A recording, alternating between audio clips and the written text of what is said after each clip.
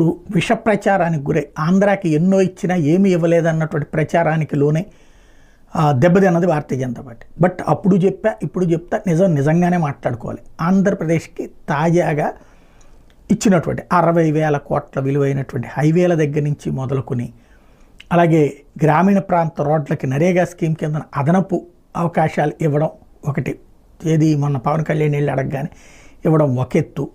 అట్లాగే జల్ జీవన్ మిషన్ కింద నిధుల దగ్గర నుంచి 18 ఫ్లైఓవర్ల దగ్గర నుంచి ఇట్లాగ, అలాగే మెడికల్ కళాశాలలు, ఇప్పటికీ 8 మెడికల్ కళాశాలలు, టోటల్గా 17 మెడికల్ కళాశాలలు, ఇట్లాగా అడగనే ఇస్తూనే ఉంది. ఇప్పుడు తాజాగా కేంద్రీయ విద్యాలయం అంటే చాలా అద్భుతమైనటువంటి అవకాశం. 8 కేంద్రీయ విద్యాలయాలు ఏకదమ్ ఇచ్చారు.